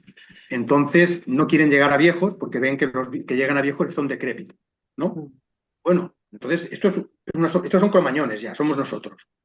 Bueno, pues estos son así, otros son... O sea, hay una variedad tan, no diré infinita, indefinida de posibilidades de construirla, que a mí no me parece ninguna locura. Es decir, eso es la absoluta libertad del ser humano cuando se junta para vivir, porque no tiene otro remedio, y entonces empiezan a aparecer una variedad, un abanico tan amplio de cosas que a mí no me parece insensato, ¿no? Poder utilizar. En este sentido, todas las barbaridades que nosotros nos estamos haciendo los unos a los otros no son animales, son fruto de la libertad humana. O sea, es fruto de esto que está diciendo Antonio, de que podemos hacernos cualquier cosa. No es animalidad, es libertad ontológica. La barbarie es libertad ontológica. Por eso vale la pena plantear con fuerza esto. O sea, la explotación, o sea, levantarse a las tantas, que los niños trabajen a los 5 años, bueno, es todo eso. Eso no es animal. Es cultural, social y humano. Es fruto de la libertad humana. Las mayores canalladas como las mayores virtudes son fruto de la libertad porque podemos hacerlo. Esto es el elemento importante a destacar. Bueno, Antonio sabe más cosas pero yo recuerdo tenemos un cerebro plástico que todo está desconectado, que en los primeros años o se conecta o la plasticidad cerebral humana, que esto unos franceses, ¿no? Y el otro que estudia dice que si el cerebro humano ha triplicado en 1.000.000 de años, siendo el único órgano que ha triplicado en 1.000.000 de años de tamaño, esto se debe, es una hipótesis heurística, no se puede saber eso, como tampoco se puede saber cómo era la nariz de Cleopatra, ¿eh? Todos son hipótesis, debido a que las protoculturas se convirtieron en factor de selección. O sea, las protoculturas incluso retroaccionaron sobre una biología que si consigue empezar evolución humana es por ya de per se, por no tener especiación suficiente que al cambiar un nicho ecológico muriera. O sea, eso se procede de un animal suficientemente indeterminado como para poder generar habilidades protoculturales para... Y encima esas protoculturas, según es Rouffier, o sea, es uno de estos grandes que hubiera podido ser premio Nobel, ¿no? Jean-Pierre, ¿verdad? Jean-Pierre o Jean-Paul, bueno, Rouffier, ¿eh? ¿Cómo? Jacques, sí, creo que Jacques, sí. sí, exacto, el changer es el cerebral, el neuronal. Eh, o sea, estamos ante antropólogos de estos y ante hipótesis, ¿no? Pues las protoculturas inciden incluso en el soma y llegan Eran comunistas, estos dos eran estos comunistas. sí, por eso Rouffier y Jacob y François Jacob eran comunistas. por Del eso PCF, eran del los PCF. leí. Bueno, estás descubriéndolo poniendo todas las cartas sobre la mesa. Vale, bueno, no sé si Yo para aclararnos y poniendo más casos, ¿no? Desde la antropología, por ejemplo, también estaría el caso de Margaret Mead, que creo recordar que situaba sociedades en las que las mujeres se comportaban como hombres, los hombres como mujeres, es decir, más violentas, menos violentas. El caso de los inuits del norte de Alaska era parecido también, eran sociedades que antes de que se las cargaran los balleneros, que se las cargaban los balleneros porque iban en comunidad. Obviamente, cuando veían una persona sola, eran los inuits los que se cargaban a esa persona, porque para ellos el concepto de comunidad era muy importante. Es decir, eran sociedades que eran totalmente diferentes a las actuales. Entonces, yo lo que preguntaría a Salvador es decir, ¿cómo entenderías tú, por ejemplo, entonces, o cómo comprenderías esta diferencia entre todas estas comunidades que se comportan totalmente diferentes? Por ejemplo, en los inuits el tema del sexo, totalmente diferente a las nuestras para entendernos también, es decir, ¿tú cómo verías, o sea, propondrías lo mismo que propones en el caso de la sociedad capitalista, lo mismo que en el caso de una sociedad inuit o en el caso de una sociedad de las que hemos planteado? Para saber por dónde, porque no acabo de ver tampoco lo que planteas cuando de alguna manera hablas de las relaciones sociales, que tú no lo ves tan claro que sea el fundamento del ser humano, la plasticidad, como que hay algo que está ahí que entonces, para ver cómo enlazarlo, es decir, ¿cómo ves entonces esta variabilidad de sociedades? Eh, para serte sincero, Pepe, sinceramente no sé responderte. No te podría decir nada razonable e interesante en este momento. Tendría que improvisar y lo haría mal, no sabría decir. No es que no me parezca importante tu pregunta, no te lo tomes como una descortesía porque no es una descortesía, simplemente que no te diría nada interesante. En No, todo yo lo digo caso, también para mí, un claro. pequeño matiz nada más. Cuando comentas que yo digo que lo que quería decir es que no creo que podamos reducir los seres humanos a sus relaciones sociales, que hay algo más que añadir a eso, nada más. No me parece mal decir que algo importante en los seres humanos son sus relaciones sociales, pero me parece que cuando pensamos en los seres humanos debemos añadir más cosas, ¿no? Pues que somos seres con cuerpo, que nacemos y respiramos, que no sé qué más y no sé qué más, en fin. Pero no niego la importancia de eso. Y con respecto a lo que comentaba Joaquín, que yo estoy de acuerdo con su formulación, a mí me parece que está muy bien decir lo que tú has dicho. La barbarie, la brutalidad, tiene su origen en la libertad de los seres humanos. Yo creo que eso es duro decirlo, pero que eso es así. Estoy de acuerdo contigo. Pero como matiz, como matiz que también improviso. Como luego has comentado el ejemplo de esos niños de 5 años que, pues no sé, que trabajan en las minas de coltán en el Congo y que no es que les exploten, es que les machacan hasta la muerte, pues habría que decir que esa libertad ellos no la tienen. La libertad estará en otros, ¿no? Pero ellos que sufren ese trato desde que tienen 4 o 5 años, yo no veo que ellos hayan elegido esa forma de vivir. Están determinados por la historia de su país, por sus familias, por la pobreza, por, no sé, 40 millones de cosas que no me salen ahora para que eso ocurra, ¿no? Pero yo no veo ahí ninguna opción de ellos, ¿no? No, por eso vale la pena, sí, a veces usar la palabra ontológico. La libertad ontológica, o sea, el ser que no tiene, que tiene todas las, y no tiene por qué coincidir con la del individuo, claro, ¿no? O sea, pero bueno. Entonces, cuando hablamos de libertad ontológica, ¿qué estás diciendo, Joaquín? ¿Libertad Eso, ontológica la qué es? posibilidad de hacer como especie, como relaciones sociales, o sea, claro, habría otra cosa, la totalidad, la comunidad es ontológicamente superior al individuo, o sea, el relaciones sociales es que las relaciones sociales implican que la comunidad, la intersubjetividad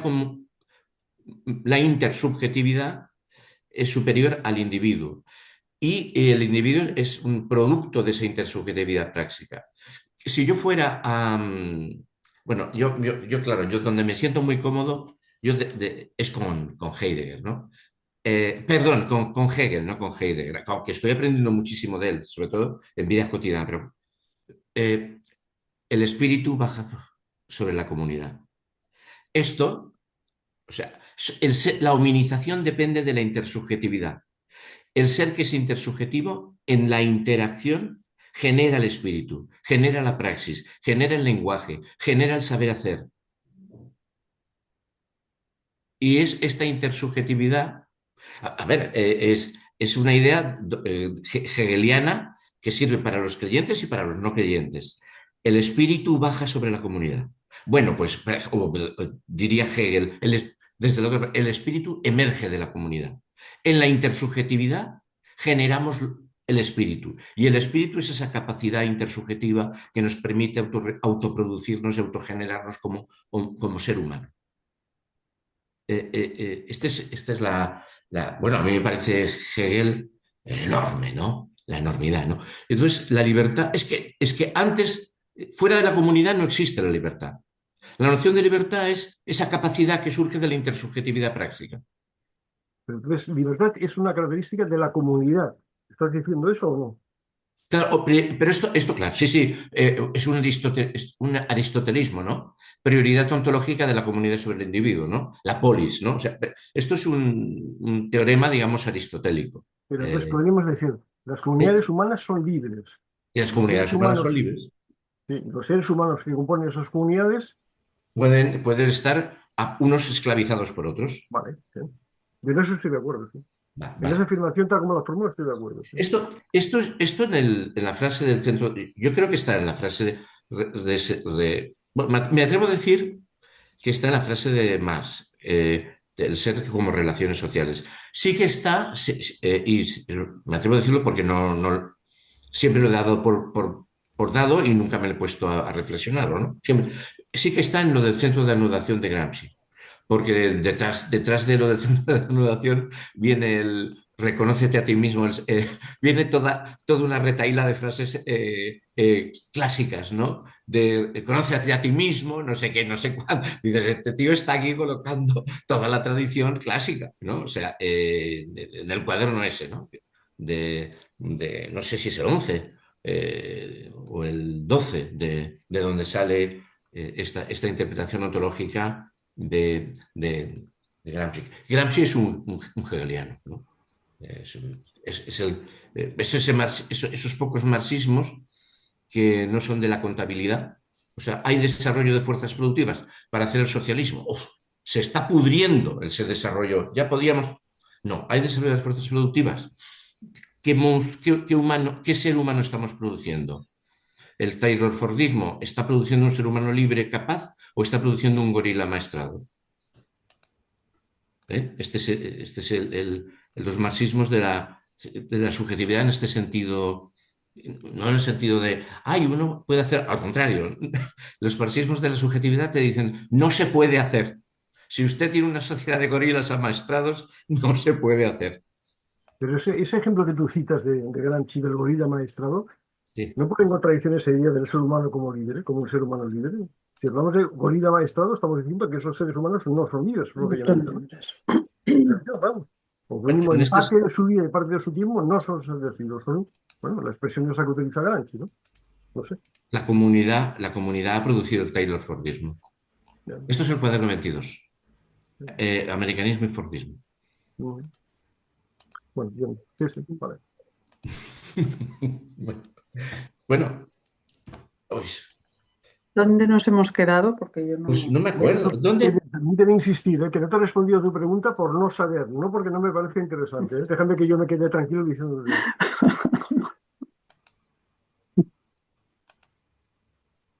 Nos hemos quedado en ¿este proceso lo lleva a cabo el capitalismo o solo el proceso que origina esto es casual? Porque ya ahora ya me. Bueno, En un punto y aparte, ¿no? Yo vale. creo que estamos, Aparte, evidentemente, que la unidad que deriva así, después de la cita de los manuscritos, creo que estábamos allí. Vale, vale, en pues la de. entonces, A ver. No, eso lo habíamos leído ya, ¿Así ¿no? ya? Vale, vale. Sí, creo que sí. Bueno, porque yo tengo corregido lo de esta unidad general entre ser humano y genericidad. Vale, punto y seguido. La sociedad debe socializarse radicalmente. Las barreras naturales de la vida social deben ser retiradas a fin de que sea posible esta genericidad humana, su verdadero elevarse del mundo animal en el cual tiene su origen. Este proceso lo lleva a cabo el capitalismo. Lo lleva a cabo también el capitalismo. En la economía y a través de ella en el conjunto de la sociedad. Solo el proceso que origina esto es casual, necesario, sin embargo, no está determinado como proceso global por ninguna teleología. Así aparece en el capitalismo una sociedad verdaderamente socializada, es decir, una realización de la generalidad humana, una sociedad que internamente solo puede mantenerse por antagonismos insuperables. aquí Una pone sociedad, en italiano genericidad humana, ¿eh? sí, ya veo Vale, que sí, sí. sí, sigue, sigue. Disculpad. Una sociedad en la que el hombre, necesario desde el punto de vista económico, no está en condiciones de elevarse a la verdadera genericidad, al verdadero ser humano en la dimensión social. Una contradicción de este tipo es la que destacamos anteriormente entre vida general y vida material. ¿Sería genérica o general? Vida genérica. Genérica y vida material de cada individuo, así como la de totalidad de los humanos. La genericidad humana se realiza precisamente en cuanto tal unidad autogenerada, en cada suceso particular y en el proceso global, se destruye simultáneamente y se transforma en su contrario. Sociedad significa la acción conjunta de las personas, lo que desde el punto de vista técnico-práctico nunca antes se había encontrado al nivel de realización alcanzado por el capitalismo actual. Simultáneamente, las mismas fuerzas económico-sociales que objetivamente producen y reproducen este inédito estado de interdependencia no provocan la unión del hombre con el hombre, sino al contrario, la separación del hombre con respecto al hombre. La libertad individual, como condición y producto de la sociedad, como resultado de esa sociedad, hace que todo hombre encuentre en los otros hombres no la realización, sino por el contrario, la limitación de su libertad. El derecho humano de la libertad no se basa en la unión del hombre con el hombre, sino por el contrario, en la separación del hombre con respecto al hombre. Es el derecho a esta disociación, el derecho del individuo delimitado, limitado a sí mismo. Pone la cita citada en la cuestión judía. La palabra limitación que caracteriza este proceso lo suaviza y modera. Hobbes expresa con brutalidad este estado al hablar del Homo homini lupus. No es casual que hoy se proponga en las más diversas partes como el ideólogo típico de esta transición al Marqués de Sade. En ellos, lo sexual es decisivo, por lo menos en un sentido inmediato. En la teoría de Sade, es importante saber que en el acto sexual mismo no se trata de la acción conjunta de dos personas, de su vida en común, sino que para el hombre, la mujer no cuenta como persona, permanece solo como objeto. La verdad inherente a esta determinación, en su agudización extrema, aparece en la definición kantiana del matrimonio, en la que el egoísmo de la conciencia cínica de Sade se transfiere al lenguaje de la circulación de mercancías. Para Kant, el matrimonio es la unión de dos personas de diferentes sexos para la posesión mutua durante toda la vida de sus propiedades sexuales.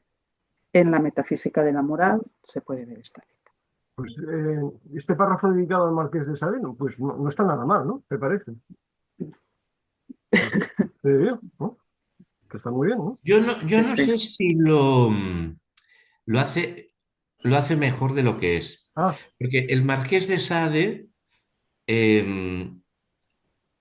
dice, no usa a las mujeres, no usa estatuas y no usa burros, usa seres humanos. O sea, no es verdad que sea indiferente al uso del ser elegido.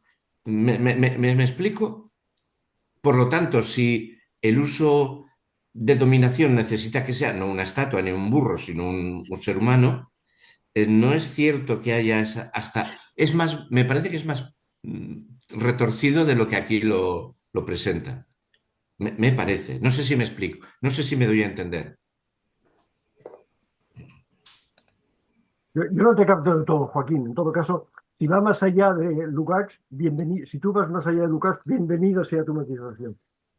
Eres más típico de Lukács, perfecto, no vamos. Bueno, Parece muy bien. es verdad Mejor, que además mejor. está Lucas hablando de Sí, Sade. Hombre, sí, sí, sí, sí.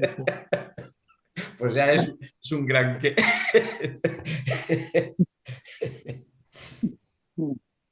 Sigo. En La cambio, categoría, no veo clara esa relación que hace entre Marqués de Sade y Kant, ¿no? Él ve esa relación por la definición que él da de matrimonio. ¿Eh? Habló de Kant, ¿no? No sé. Claro, Porque es aquí que lo que Kant dice es el matrimonio es la unión de dos personas de diferentes sexos bueno, para la posesión mutua, donde es un toda la vida de sus propiedades sexuales. Pero aquí habla de la posesión mutua, no habla de la es- posesión del hombre sobre la mujer, ¿no? y Lo es que un define al Marqués de utilitarismo. Sade, ¿no? Y el otro no es un utilitarismo. Lo de Kant es un utilitarismo. Sí, sí. Yo siempre cuando he leído esta frase he dicho, coño, este señor era ilustrador, este señor también es un utilitarista. Pero el otro me parece que va más allá. Sí, pero sí, yo creo que es la dimensión unilateral. Sigue siendo una posición unilateral. Eso ¿Eh? sí, sí, eso sí. Pero ¿esto en quién? En los Kant. dos. En Kant, Y claro. Kant ¿Pero también, claro. por qué es unilateral? Perdona, no capto la idea. Porque, porque es la misma idea de posesión de Sade, con la diferencia de que ambos son poseedores Ya, mutuamente, vale. pero sigue Vale, siendo vale. una relación unilateral. Sí, Unilateral sí, del sí, hombre bien, hacia la bien. mujer y de la mujer hacia el hombre. Sí, sí, de acuerdo, de acuerdo. Bien, bien. Perdona. Bien, bien. Sigo. Dice la categoría, al mismo tiempo objetiva y subjetiva, que determina tanto al individuo como a la sociedad, que se presenta junto a a lo que recién señalamos y que representó socialmente las condiciones previas, así como sus consecuencias, es la de tener. Marx dice a este propósito: la propiedad privada nos ha vuelto tan tontos y tan unilaterales que un objeto solo es nuestro cuando lo tenemos, cuando existe, pero para nosotros, como capital, o cuando es poseído, comido, bebido, llevado sobre nuestro cuerpo, habitado por nosotros, etc., en una palabra, cuando es utilizado. En lugar de todos los sentidos físicos e intelectuales, aparece, pues, la simple alineación de todos esos sentidos, el sentido del tener. Tampoco está mal, ¿no? No, que es lo que estábamos hablando. Tampoco está nada mal, ¿no? Sí, sí. Sería ridículo imaginar que estas características sociales del capitalismo, que operan universalmente tanto en el plano económico como en el humano, hayan desaparecido en el siglo XIX. Al contrario, precisamente en la sociedad industrial de la actualidad es donde alcanzan su mayor desarrollo.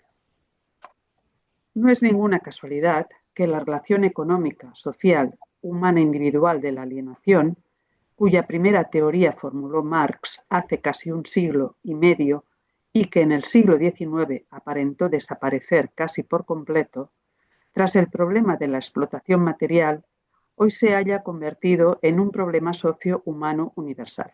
Y en italiano da la extrañación.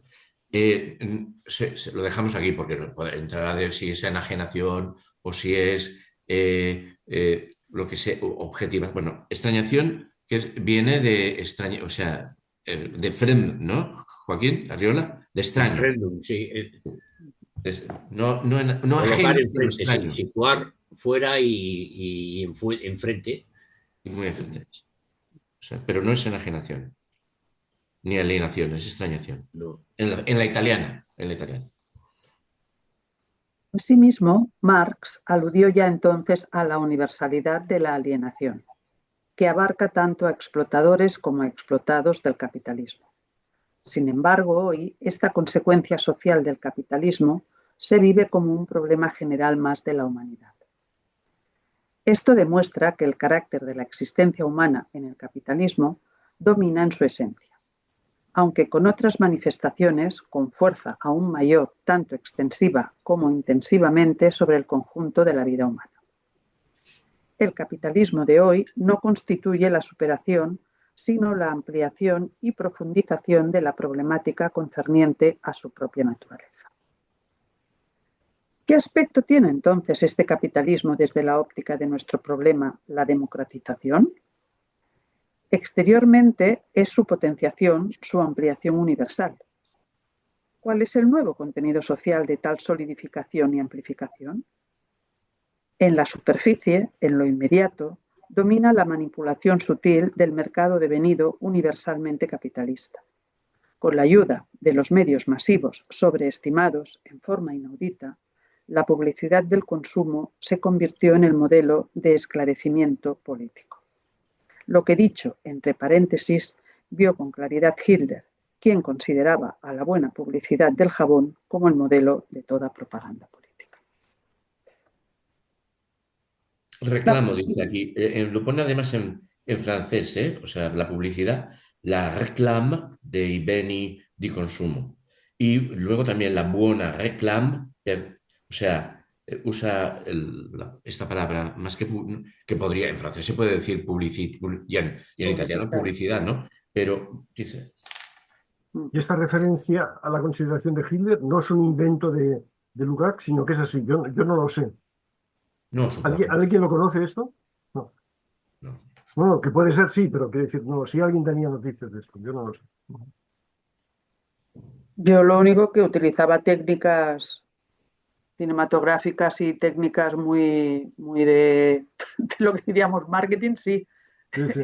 Eso sí, pero supongo que se hace referencia a esto, ¿no? Es publicitarlo. Pero aquí sí que hay una discusión. Yo haría una discusión, bueno, no sé, como estamos terminando, me atrevo a hacerla. Yo casi que, si queréis... Podemos darlo por terminado, ¿verdad? No, dejamos aquí el texto y seguimos hablando. Porque aquí entramos en el tema importante ya. Pasolini hubiera dicho que no es así. Pasolini hubiera dicho que el fascismo no entraba en los hogares. El único vía que tenía para entrar en los hogares era la radio. Y que la manipulación del mundo moderno, la manipulación, los productos entran en el hogar. Es la vida cotidiana en el hogar la que está transformada por los productos. Mientras que en la época del fascismo, no sé si habéis visto el documental La rabbia de Pasolini, que lo insiste, esto es una idea que la insiste mucho, ¿no? El fascismo podía tener actos de masas, no sé qué, no sé cuántos, tenía la radio, te podían contar las noticias, pero el comportamiento de la familia estaba pautado por normas autoproducidas normativamente y no era penetrable por el consumo. O sea, aquí Pasolini, bueno, y estos escritos corsarios, y esto es las cartas luteranas y también el caos, donde ya lo está planteando, ¿no? Pero escritos corsarios, cartas luteranas y ese gran documental, la rabbia, ¿no? Que, bueno, o sea, marca eso, ¿no? Esa diferencia, ¿no? Pues yo, si queréis, porque empieza un párrafo ahora. Lo dejamos aquí, si os parece. Sí, es por la hora.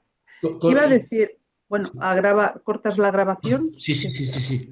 A ver, ¿cómo se corta? ¿Esta es de la grabación? Sí.